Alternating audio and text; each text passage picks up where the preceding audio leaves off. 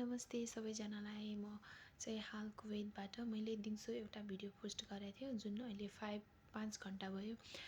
So उहाँ सरिता स्याङथनजी दिदीको लागि जतिजनाले पनि मेरो त्यो भिडियो हेरेर सहयोग गर्नुभएको छ उहाँहरूको म फोटो अवश्य नै राख्नेछु र जतिजनाले लाइक कमेन्ट गर्नुभएको छ उहाँहरूलाई धेरै धेरै धन्यवाद दिन चाहन्छु।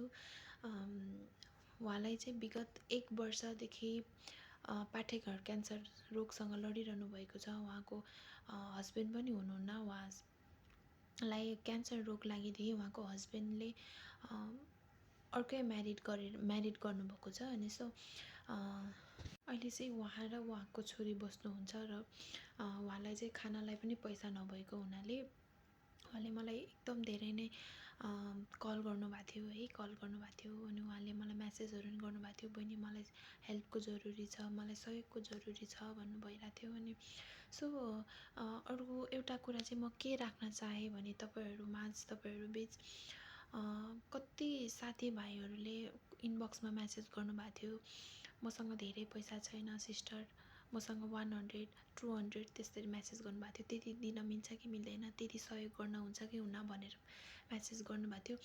एउटा सहयोग हो 100 भन्दिनँ के म, तपाईँले जति सक्नुहुन्छ त्यति नै सहयोग गर्नुहोस्। कसैले पनि धेरै पैसा भएर सहयोग गरेको हुँदैन है। तपाईँसँग 50 रुपियाँ छ भने 50 रुपियाँ नै सहयोग गर्नुहोस् के छ भने है। अनि उहाँले त्यति धेरै मेसेजहरू गर्नुभएको थियो। अनि मैले भने तपाईँसँग जति छ, तपाईँलाई जति गर्न मन छ, जति सक्नुहुन्छ त्यति सहयोग गर्नुहोस्।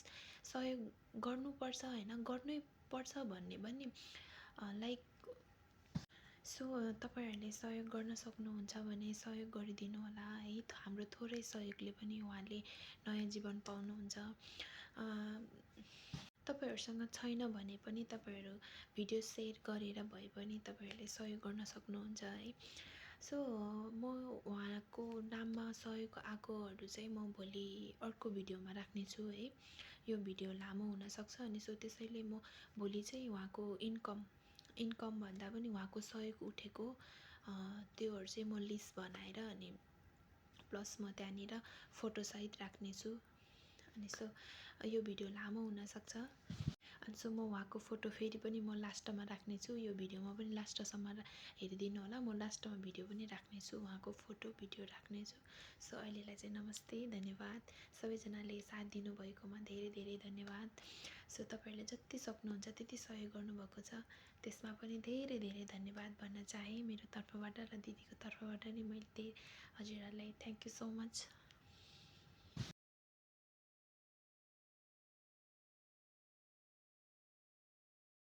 मेरो नाम चाहिँ नमस्ते देश विदेशमा रहने सम्पूर्ण दाजुभाइ दिदीबहिनीहरू। मेरो घर गोठखेलवाला ललितपुर।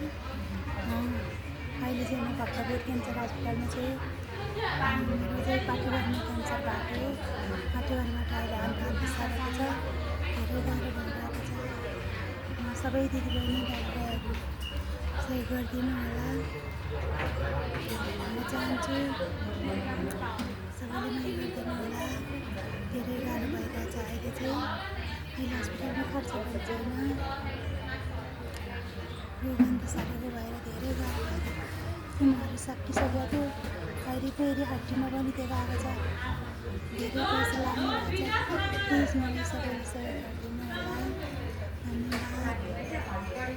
लैजा खबर ए हावा पीर बेथा माइतिर रन्दिनु,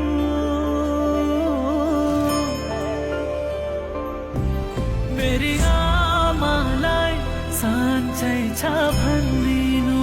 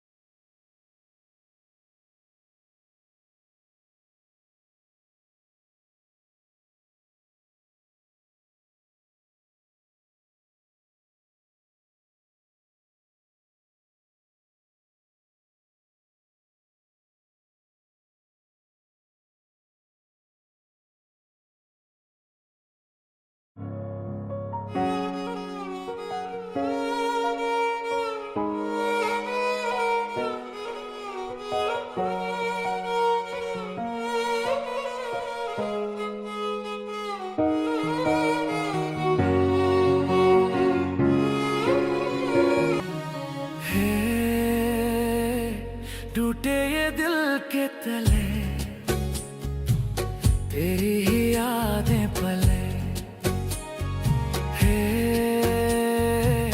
टूटे ये Thank you for watching.